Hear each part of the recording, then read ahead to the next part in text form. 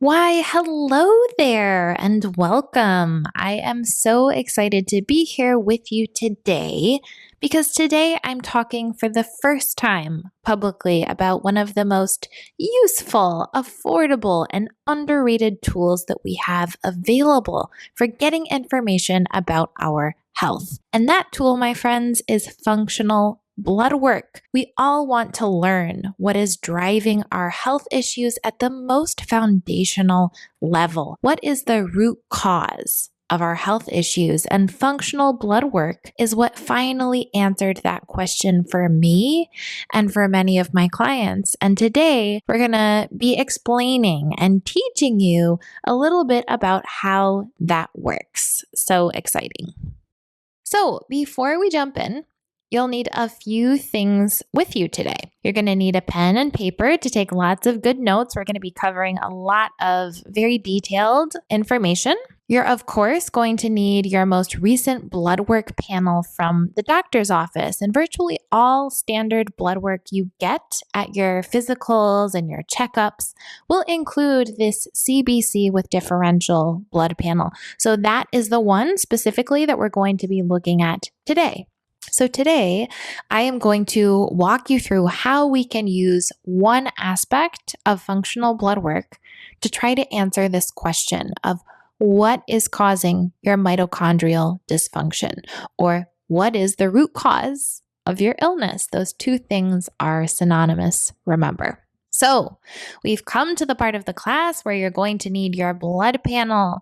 The panel you're going to need is called the complete blood count with differential. This is often abbreviated to a CBC, and it's probably the most commonly drawn panel in the world. Every doctor worth his shirt will run this as part of your yearly checkups. And I personally love this panel. If I had to look at just one panel for all of my clients for the rest of my life, I would always choose this one because it is so jam-packed with information about what is driving your problems. And that's exactly what we're going to talk about right now. So just a little disclaimer for you. I am not a medical professional, and by extension, this is not medical advice. The quote-unquote root causes that I'm going to talk about are not diagnoses. They are not medical diagnoses. Rather, we can think of them as imbalances. So please consult a doctor before making any medical decisions, especially based off of what you learn in this presentation. Okay, so your CBC should look something like this. You'll see values that say white blood cells, red blood cells, hemoglobin, hematocrit, etc. So basically what this panel is doing is measuring the composition of your red and white blood cell types in your blood. And while I typically read the whole thing line by line for my clients, today we're actually just going to focus on 6 values on this panel, and they are all going to be centered around your white blood cells, which is actually the primary component of your immune system. So we're going to be looking at your immune system today. So the first value that we're going to look at is your white blood cell count. And sometimes this is abbreviated to WBCs. Then we're going to look at the different differentials down at the bottom. These are actually the types of white blood cells in your blood. So these include the neutrophils, the lymphocytes, the monocytes, the eosinophils, and the basophils. Okay, so go ahead and take a moment to locate these on your panel. And then just a note that for those differentials down there, we are going to be looking at the percentages and not the absolute values. Most labs do report them in percentages, but if you only have the absolute values, then you can just go ahead and convert them to percentages. And that process is pretty simple, so I'm not going to walk you through that. You can Google it if you have questions, okay? So first up, let's talk about the first category up at the top there, which is white blood cells. So I want you to think of the white blood cells basically as your body's defensive military system. So if the body were the United States or any country really, then the white blood cells would be the military. And the military, as you know, has many different arms and factions that specialize in different things, but the word military refers to the whole thing, the general defenses. And this is the same with the white blood cells. There are lots of different kinds of white blood cells, which we'll talk about, but this is the global system. So the question that we are answering when we look at the white blood cell value is how burdened are your defenses by invaders and toxins? So think about if there's a new war that breaks out and a country starts fighting. What will that country do? You can imagine that it might build up its military to be as big as it can possibly be, right? Likewise, if this same war drags on for years and years, then eventually that military is going to become depleted. And then if a peace is struck, then the size of the military will likely remain relatively stable during those peaceful times. So the same principles can actually be applied for our white blood cells. So what this marker tells us is how long our defenses have been dealing with these stressors, as well as how heavy that burden might be. Okay, so what values are we going to look for here? We like to see white blood cells between 5.5 and 7.5. Now, just take a moment before we discuss. Look and see on your blood panel if they have provided a suggested medical range, and observe how different that is from this range. Just a reminder that functional blood work means we're looking at optimal ranges, not average ones, and those tend to be a lot narrower, and this is a great demonstration of that. Okay, so if you see that your value is high, above 7.5, this almost always indicates that your body is in an acute phase of infection or stress. So think about when a country would implement a draft and build a huge army, usually when the threat is relatively new.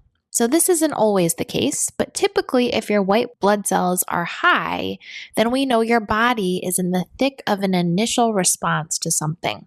And in some ways, this is preferable to a low marker because it means your defenses aren't exhausted yet. So in contrast, if you have a low white blood cell marker below 5.5, it indicates a chronic infection or stressor that your body is burning out trying to fight. So your immune system's been activated over a long period, and if it's low, that means that your immune system is tapping out, usually. Again, remember that after years and years of fighting a war, then the military is going to be depleted, right? And so this is what I tend to see most often in chronic illness. And that really makes sense, right? Most people with chronic illness have been dealing with it for a really long time. So then what if you are in range? Are you in the clear? Well, possibly, but not definitely. So it's also possible that your body is transitioning from the acute phase of an infection to a chronic phase, and we're just catching a snapshot at just the right moment. And a good way to understand whether or not that might be the case is to look at the greater context of your other differentials that we'll look at here.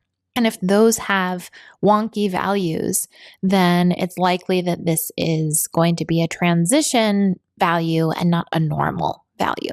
Okay? So high value likely means an acute infection or stressor, and a low value likely means chronic. No matter what your value was, we'll get much more specific information from looking at the next players, which are the differentials. Again, the differentials are the different types of white blood cells.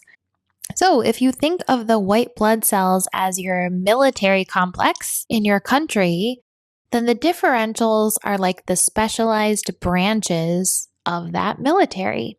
So in the military, you have the Navy, the Marines, the Army, the Air Force, etc. And in the white blood cells, you have the neutrophils, the lymphocytes, the monocytes, the eosinophils, and the basophils. And each one of these guys is generally used by the body to fight different types of invaders and toxins. Okay, so they can shift their roles just like the Army will sometimes help the Marines, right? But in general, we can tell a lot about what kind of toxin your body is fighting by looking at what defensive system it has activated. So, first, let's look at neutrophils. We want to see neutrophils between 40 and 60%. So neutrophils are generalists, sort of like the army in the military. They're the body's first line of defense, and they predominantly fight bacteria. However, they can also be involved in viruses, fungi, and inflammation responses. Now, if you have a high value here above 60, this typically signifies an acute bacterial infection. So depending on your other differential values that we'll get to in just a second, this can also indicate a chronic viral infection or inflammation. But most commonly, this would be an acute bacterial infection. If your value is low, it indicates a chronic viral or bacterial infection, usually bacterial, but we would need to look at a few other markers to be certain about which. And it can also indicate an immune deficiency. So if you're dealing with autoimmune issues, for example, this might show up for you. And then again, if it's in range, it's possible that it's a normal value, but it could also be in transition from low to high or high to low. Okay? So typically, if this is high, we think acute bacteria, but a low value, we think chronic bacteria or viral. That brings us to the next differential, the lymphocytes. So we want to see lymphocytes in the 24 to 42% range. Lymphocytes predominantly fight viruses. So neutrophils fight bacteria and lymphocytes fight viruses. However, just like neutrophils, they can also change roles and fight bacteria, parasites, fungi, and toxic chemicals. So this is actually a great marker to generally sort of see how full your toxicity bucket is.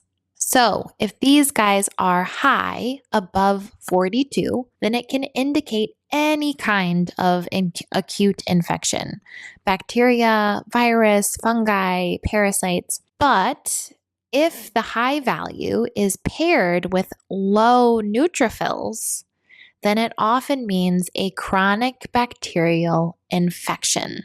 Now, if lymphocytes are low, below 24, it's a great indicator that your toxin bucket is too full. So I personally dealt with low lymphocytes for years without really understanding why.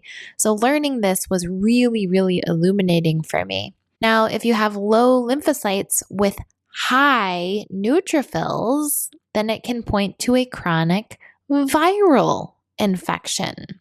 So those seesaw patterns between lymphocytes and neutrophils can be really informative for us. And then maybe you'll sense a theme here. If the value is in range, it could mean normal, but it could also just be transitioning. Okay? So lymphocytes, a big marker for viruses, sometimes bacteria, and general toxin load.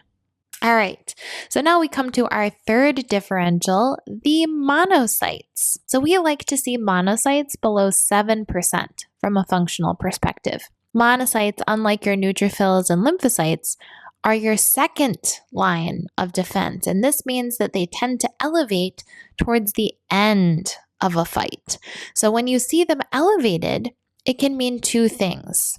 Either you're in a recovery phase, or your body is about to wave the white flag of surrender and give up against the invader. When we see high levels of monocytes, this of course tells us that there is an active infection that your body has either defeated or is trying desperately to hold off, but it's in the late stages. Now, I tend to see this marker elevate a lot in mold and metals cases. So why is this? Because mold and metals completely exhaust and suppress the immune system. And so these second string monocytes have to show up a lot more often to keep invaders under control. So elevations here indicate any type of infection, but this is usually a big flag to think about mold and metal presence, especially with a couple of other corroborating markers in the blood, but that's beyond the scope of what we'll talk about today. Now, technically, there is no low value for monocytes. However, if your value is at absolute 0.00%, this can actually indicate burnout, that your body is spent and just cannot deploy them anymore. So we like to see a value optimally between 0 and 7 and not just 0. And then if you're in range here, this is one of those times where it's likely that you are just normal. Yay. All right, so then next we come to eosinophils. And these, my friends, are your parasite fighting arm. These guys are also involved in the allergic response and things like mast cell activation syndrome. And in general, we want to see them below 3%. So high eosinophils typically points to parasitic infection. So this is a great marker to look at when we want to know about our parasite status. And while the body primarily uses eosinophils to fight parasites, these can also be elevated, as we mentioned, during mast cell activation or during any kind of active allergic response. So that isn't exactly to say that a parasitic presence might not be at play in driving those symptoms. But if you're dealing with those kinds of things, then high eosinophils may not directly mean parasites. It's a maybe in those cases, okay? I would go in those cases based off of their other symptoms. Again, technically, there is no low value for this differential, but if it's at an absolute 0, this can often indicate a biofilm situation. So biofilms are the structures that pathogens create to live in and protect themselves from threats. And many times I've seen this eosinophil marker change quite a bit after we do some biofilm busting. So if you have an absolute 0, then definitely consider that they could just be hiding. And then typically, if you're in range, this can mean that you're normal. But I always take normal with a grain of salt when it comes to parasites. If there are symptoms present, this is not the end all be all, this marker. Okay, so now we look at our last differential, the basophils. We want the basophils to be below 1%. Now, the basophils do tend to fight parasites as well, but they also are pretty sensitive to inflammation, and they tend to elevate with inflammation being present in the body. So they're a great marker to corroborate suspected systemic inflammation in conjunction with other values in the blood and symptoms, of course. So if they are elevated above 1%, as well as elevated eosinophils, I would definitely then be thinking parasites, and in particular, parasites in the intestines. If, on the other hand, they're elevated with monocytes also being elevated, it could be parasites, but I would also really be thinking about mold and metals. So the basophils are elevated most often with the eosinophils or the monocytes, and they really tend to punctuate what those markers are already telling us, right? So if it's elevated all by itself with the other differentials in normal range, that's much more likely to tell us about something like inflammation than any kind of infection like parasites, right? Now, if the value is at absolute 0%, just like for the eosinophils, I might be thinking about biofilms here. Are the infections hiding in biofilms? And of course, if the value is in range, then we have good reason to think that that's normal, unless there are overt parasite types of symptoms. Okay, that is all she wrote. That was a lot of information. So what do you think?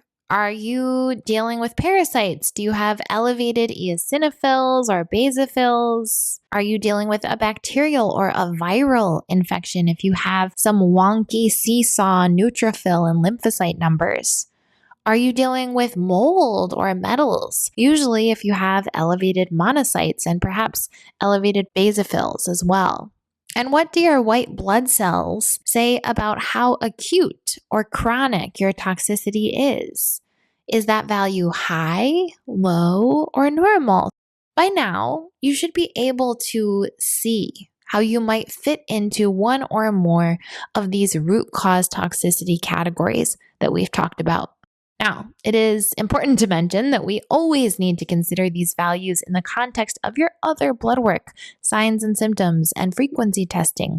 Blood work is not black and white. We look for trends and patterns, but it isn't always what it seems. It tends to take a trained eye. Regardless, hopefully you have a general sense of what some of your CBC values are telling you about what's in your body.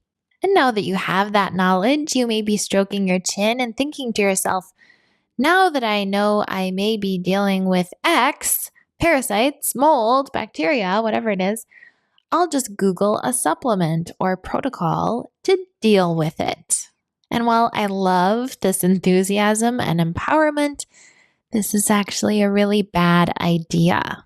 And that's because if you don't follow the proper order of operations and how you address your root cause, you could make things much, much worse. For example, say you think you have a bacterial infection. So you decide you want to start on some antimicrobials, some binders, and some immune support. That sounds like a reasonable plan, right? Well, not so fast. Bacteria can actually live inside of parasites and biofilms. So if you don't take care to address those things first, then the bacterial infection will just come back over and over again. In fact, I see and hear about these kinds of relapses all the time from my clients. I always take antimicrobials, but then it just comes back, they say. It's because you have to go in the proper order. So that is why I created the Mitochondria Mastery map to make this process of eliminating toxicity and supporting the mitochondria efficient and thorough. We always start with support and drainage to open up the body's elimination pathways. Laying this foundation in the beginning as step one ensures that the later detoxification steps go much more smoothly with fewer complaints from the body. Then we eliminate parasites. Parasites can house 6 times their weight in heavy metals. They absorb toxic chemicals, mold, and provide a safe house for pathogenic bacteria. So if we don't kill them early on, we won't be able to meaningfully address any of that other stuff. Next, we move to mold and metals, and we add in intensive binders to remove these immunosuppressive agents from the tissue. When they're gone and your immune system is stronger, that's when we can finally hit that pesky bacteria, now that there's no place to hide and your defenses are strong. Finally, we'll clean up and address residual viruses that often show up in the last phases of healing. This, my friends, is the only way to get your mitochondria back online in the quickest, most efficient way possible. And this is what we do with you inside of Mitochondria Mastery. Inside of Mitochondria Mastery, you'll get everything you need to address your unique root cause so that you can stop wasting resources on what doesn't matter and start to reboot what does, your cellular health. It has been an absolute pleasure teaching you today, my friends. I hope you got some great new knowledge to walk away with and apply to your life. Thank you so much for your time, for your attention. I appreciate you so much. I'm so glad you came and learned and got that much closer to your root cause. What you do with this information is now up to you. Okay? Be well, my friends.